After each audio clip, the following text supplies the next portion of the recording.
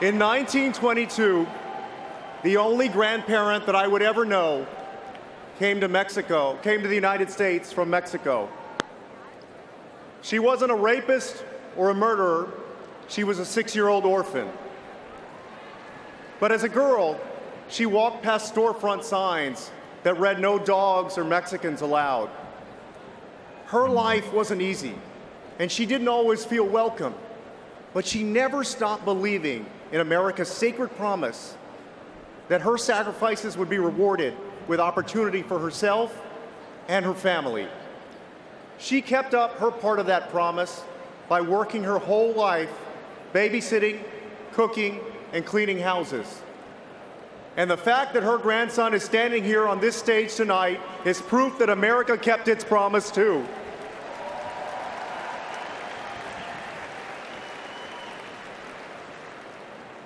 Four years ago, my brother Julian stood on this stage in Charlotte.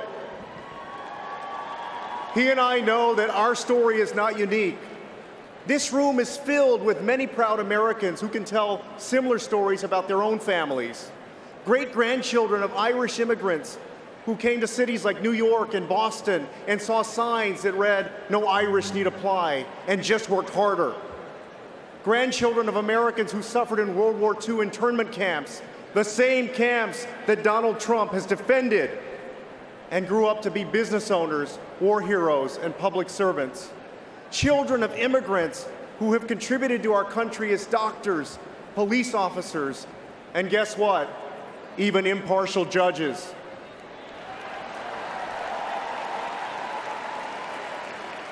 Their story is our story. It's America's story. And make no mistake, the hero of that story is never the one who sides with hate. The hero of that story will never be Donald Trump. Americans know that the choices he offers are false ones. See, in America, prosperity is not a zero-sum game. We can create millions of new jobs and still raise a minimum wage. National security is not a zero-sum game. We can keep America safe and still welcome the next generation of immigrants without a religious litmus test.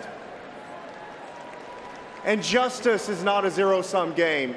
We can back our brave men and women in blue and still believe that Black Lives Matter.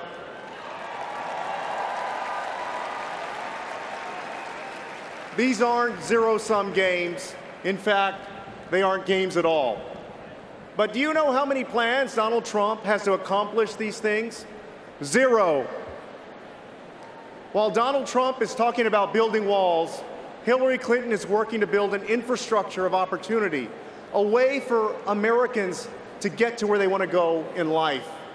Great schools to prepare us for college and career, a strong health care system, and I don't care what Donald Trump or Ted Cruz or anybody else says, the Affordable Care Act is here to stay because it saved millions of American lives. And an economy where no one who works full-time and works hard lives in poverty. Republicans would have you believe that creating opportunity means giving tax breaks to corporations and the super wealthy. Well, I've met a lot of Americans in my life, and no one has ever told me that their ancestors came here looking for the lowest corporate tax rate. The promise of America is much bigger than that, and there's room in it, there's room here for everyone. Donald Trump isn't going to keep that promise. He's not even going to try. But Hillary Clinton and Tim Kaine will.